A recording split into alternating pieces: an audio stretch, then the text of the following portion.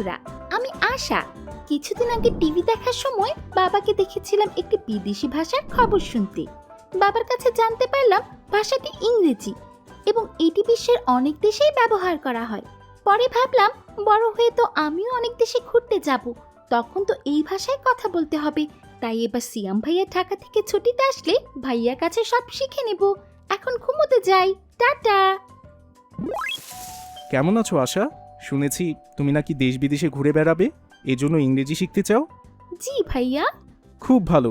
ইংরেজি জানতে হলে আমাদেরকে প্রথমে ইংরেজি বর্ণগুলো চিনতে হবে।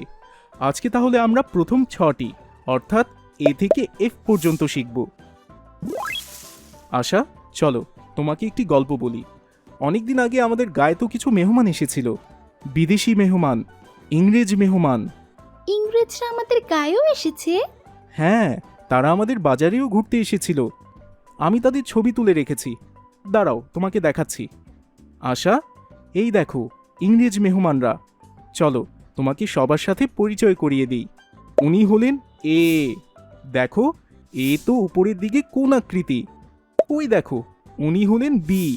এবার দেখো আশা, বিতে তো কোনো কোণ নেই, একটি দাগের সাথে দুটো গোল গোল। ওনারা দেখতে এক একজন এক এক রকমের। এই পাশে দেখো, উনি হলেন সি। বলো তো সি কিসের মতো দেখতে? সি তো একটি অর্ধেক চাঁদের মতো দেখতে ভাইয়া। চমৎকার আশা, তুমি তো খুবই দ্রুত শিখছো। এই ছবিটি দেখো আশা, উনি হলেন ডি। ডিতে কিন্তু একটা দাগের সাথে একটা গোল, মনে থাকবে তো? আর এই ছবিটি দেখো, উনি হলেন ই। এখানে একটি দাগ এবং যার ডান পাশে 3টা কাটা। চলো তাহলে গোল ছাড়া আরেকজন দেখে নিই। উনি হচ্ছেন এফ।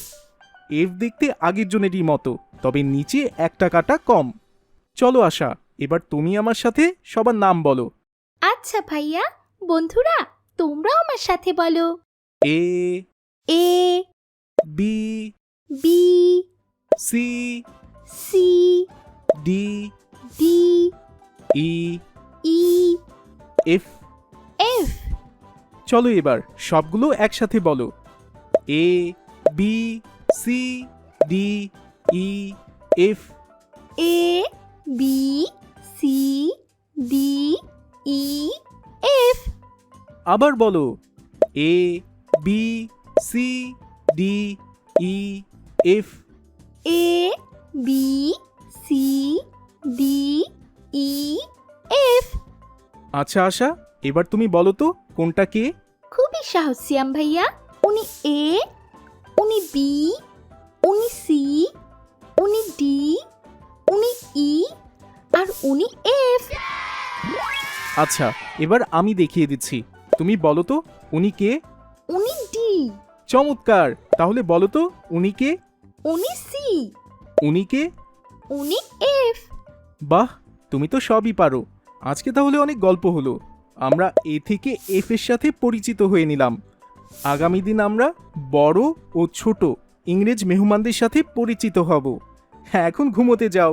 Good night. আজকের ক্লাস শেষ করার আগে আমাদের আরও একটি ছোট্ট কাজ করতে হবে। এই কাজে তোমাদের অভিভাবকদের সাহায্য লাগবে। তাহলে তোমরা এখন তোমাদের মা, বাবা কিংবা কোনো অভিভাবককে ডেকে আনো। তারপরে তাদের সাথে নিয়ে ভিডিওর বাকি অংশ দেখবে, কেমন? পাঠ অনুশীলন।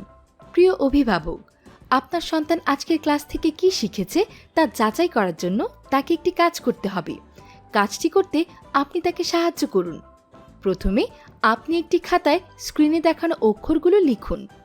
লেখা হলে খাতাটি আপনার সন্তানকে দিন।